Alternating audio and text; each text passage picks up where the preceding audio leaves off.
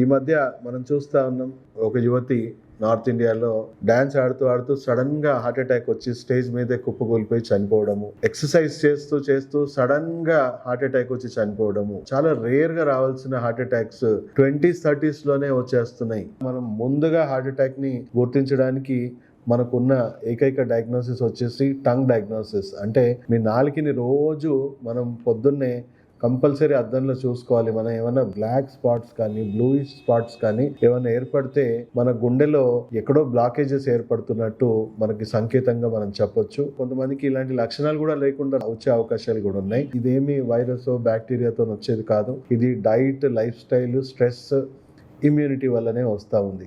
So ఈ నాలుగు మనం ఎలా డిస్టర్బ్ చేసుకుంటున్నాం, ఇప్పుడు టైంకి తినట్లేదు.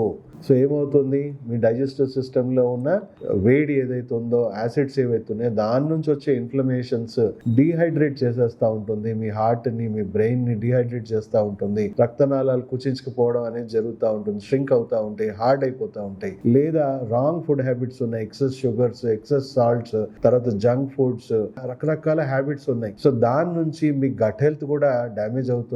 బాగా టాక్సిన్స్ చేరుకుంటాయి. ఆ టాక్సిన్స్ అంతా కూడా ట్రైగ్లిసరైడ్స్ రూపంలోనో, కొలెస్ట్రాల్ రూపంలోనో మీ రక్తనాళాల్లో డిపాజిట్ అవ్వడము అండ్ డీహైడ్రేషన్ కూడా గురి చేసి రక్తనాళాలు ష్రింక్ అవ్వడము. సో ఇదొక కారణం. అతిగా స్ట్రెస్ ఉండడం, అంటే ఇప్పుడు చూడండి, స్ట్రెస్ అనేది పార్ట్ ఆఫ్ లైఫ్ స్టైల్ అయిపోయింది అందరికీ. ప్రతి ఒక్కరు స్ట్రెస్ లెవెల్స్ చాలా హై. సో దానివల్ల మీ బాడీలో కార్టిసాల్ లెవెల్స్ చాలా హై ఉంటుంది.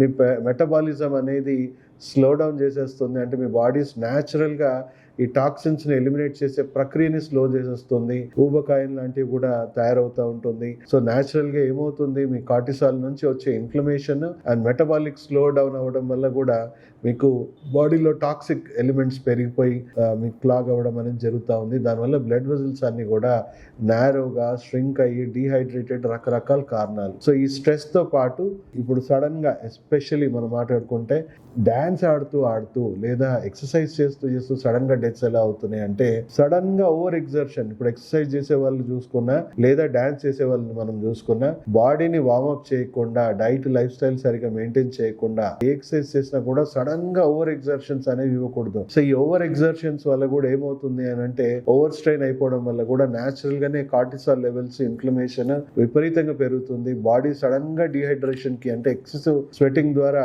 డీహైడ్రేషన్ కి గురవుతుంది. ఆ డీహైడ్రేషన్ వల్ల మీ బాడీలో న్యాచురల్ ఇన్ఫ్లమేషన్ పెరిగిపోయి రక్తనాళాలు ష్రింక్ అయిపోవడం, సడన్ గా హార్ట్ పట్టేయడం, ఎనర్జీ బ్లాకేజెస్ అవ్వడము, ఎనర్జీ బ్లాకేజ్ వల్ల సడన్ డెత్స్ అనేవి జరుగుతూ ఉన్నాయి.